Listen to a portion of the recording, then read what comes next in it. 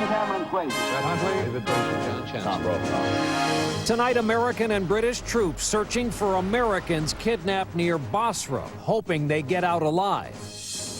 President Bush in Vietnam on America's war experience there and in Iraq, saying we'll succeed unless we quit. 14 years after taking them off the market, the FDA now says silicone breast implants are safe. And our special series this week, Coming Home. Just back from his third tour in Iraq, a California parent brings with him a lesson in duty and sacrifice. From NBC News World Headquarters in New York, this is NBC Nightly News with Brian Williams. Good evening. Tonight, there is a new American face of the conflict in Iraq. 4 of them, in fact. 4 private contractors from the United States have been kidnapped, and they are the subject of a massive search tonight. That's in the south of the country, where today there is also fierce fighting. A lot of contractors go to Iraq hoping for a quick payout and knowing the danger there. And in this case, there is a huge effort underway to bring about a happy ending here. We begin here tonight with NBC's Jim Miklashevsky at the Pentagon. Jim, good evening. Good evening, Brian. Like many of the recent kidnappings in Iraq, reports tonight are still sketchy and confusing. U.S. officials do believe, however, the Americans were not a specific target of this attack, but got caught up in a routine hijacking. British troops, backed by attack helicopters, searched today for the 4 missing Americans and 1 Austrian kidnapped yesterday when their convoy was ambushed. The attack occurred at the town of Safwan, just north of the Kuwait border. The convoy of 19 trucks and 1 security vehicle approached what appeared to be a police checkpoint, surrounded by armed men dressed in police uniforms. When the convoy stopped, the gunmen quickly surrounded 14 drivers and security guards, including the 4 Americans, and commandeered a number of the trucks. Police officials claim that the Americans were kidnapped by a criminal gang which has demanded a ransom. But U.S. officials both here and in Iraq say they have no idea if that's true. Brian. Jim, thanks for that. Jim Miklashevsky at the Pentagon tonight. The President of the United States is tonight in Vietnam. As they say, it's a new world, and that is what the President is finding in Vietnam, even though the topic of the current war followed him all the way there. Our chief White House correspondent, David Gregory, is traveling with the President in Hanoi. 30 years after America's unsuccessful war in this country, a U.S. president was greeted in Hanoi as a friend. The Vietnamese lined the streets to catch a glimpse of the presidential motorcade speeding through Hanoi's sprawling commercial district. Today, the White House tried to avoid reflecting on the war in Vietnam because of the inevitable comparisons to the Iraq War. Still, Mr. Bush said there are lessons. One lesson is that we tend to want there to be instant success in the world. And the task in Iraq is going to take a while. We'll succeed unless we quit. Vietnam War historian Stanley Carnow thinks Iraq and Vietnam are very different conflicts, but he does see similarities. Well, we're making a mistake of not understanding what the nature of the countries we're fighting in.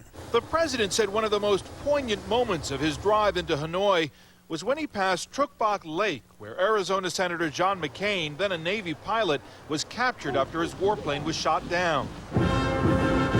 A baby boomer who was not eager to fight in the war that defined his generation, the president said his first ever trip to Vietnam left him amazed.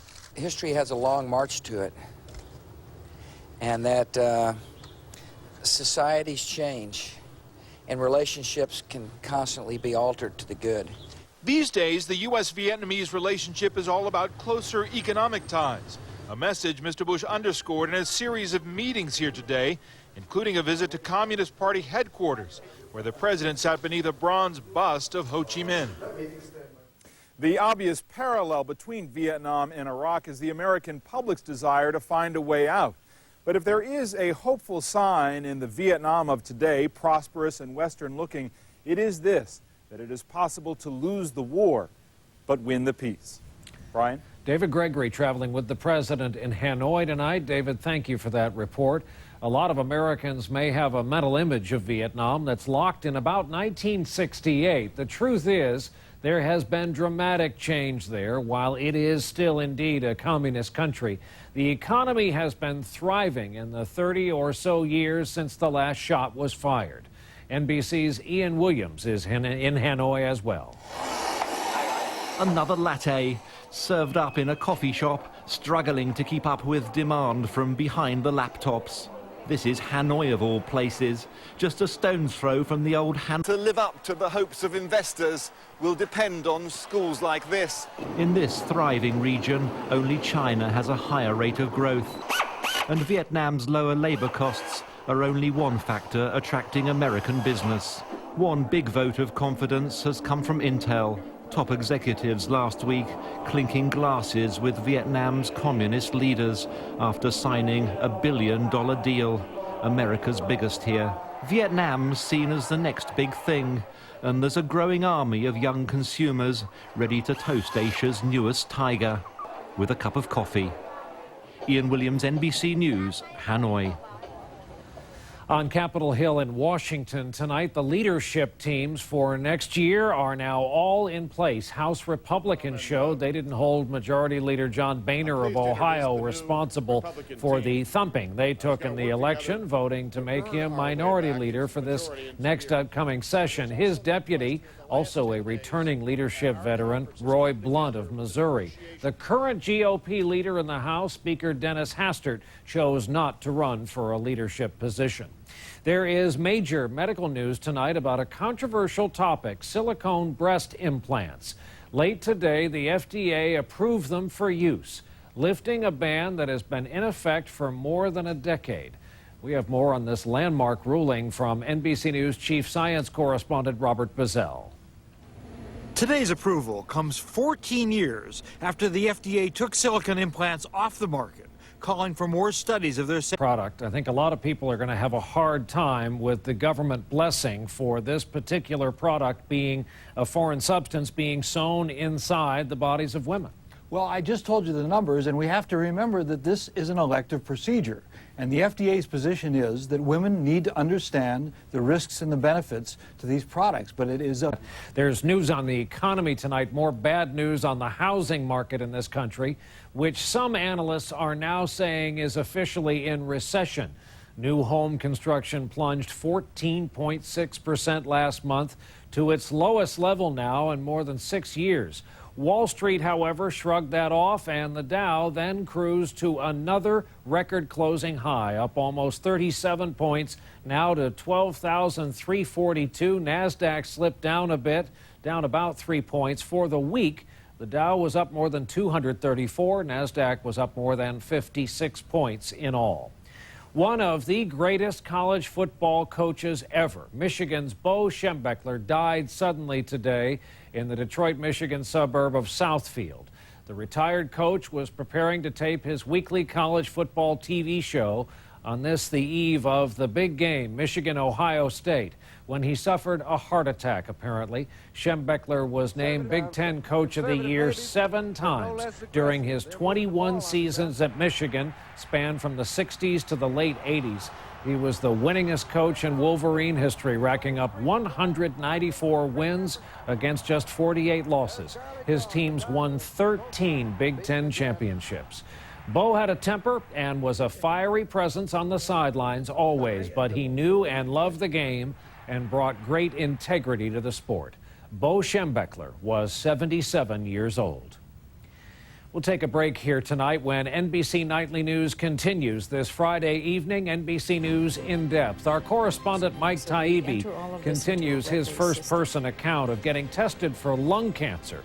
Tonight, is the test reliable?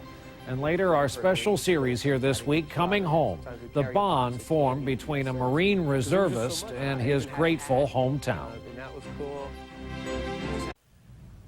We're back with NBC News In Depth. We have more tonight of the very personal story of our colleague Mike Taibbi and his decision as a longtime former smoker to get an early detection test for lung cancer. Last night, we followed along as Mike, who smoked for 40 years, took a state-of-the-art CAT scan that can spot tumors well before any symptoms of lung cancer occur.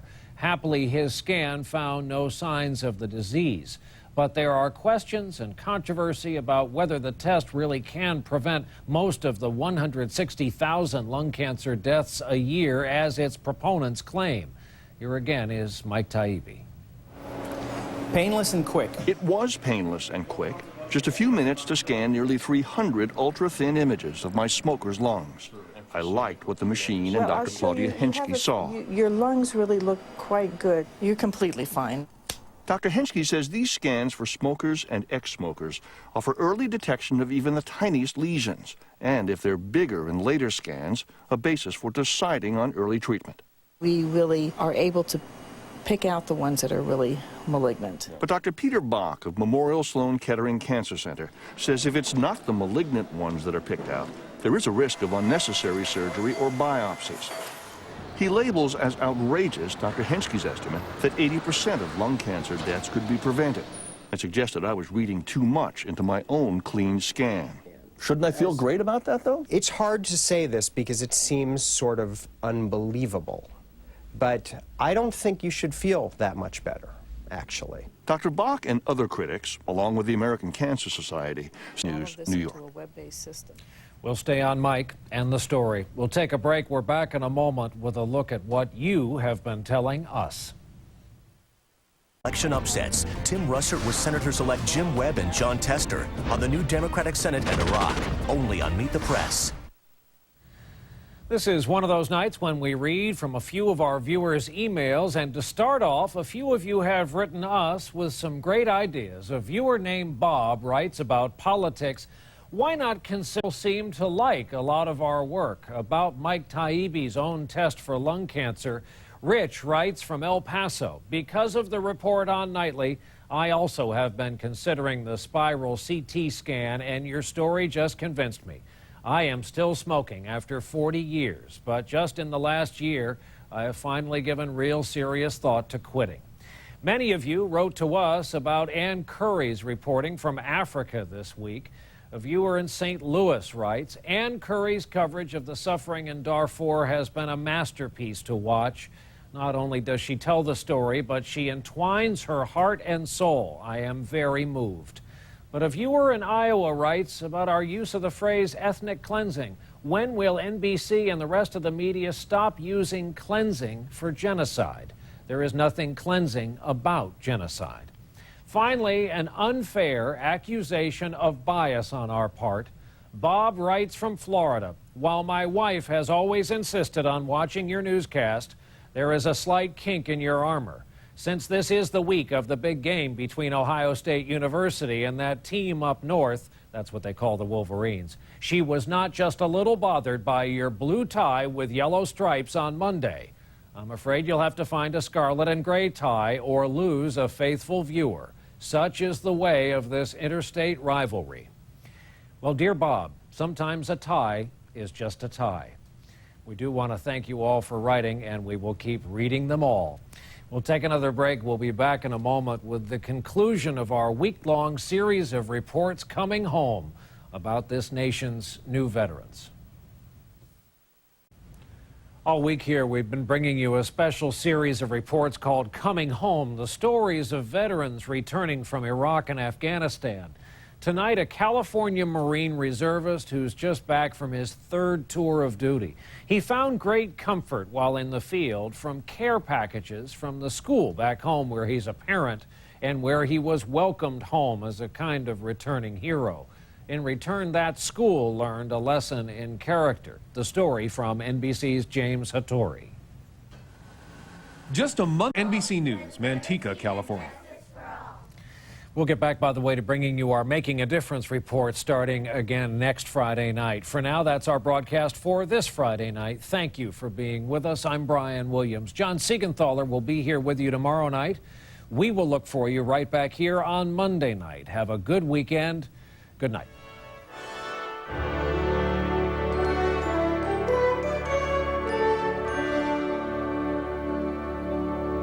Tonight. Live from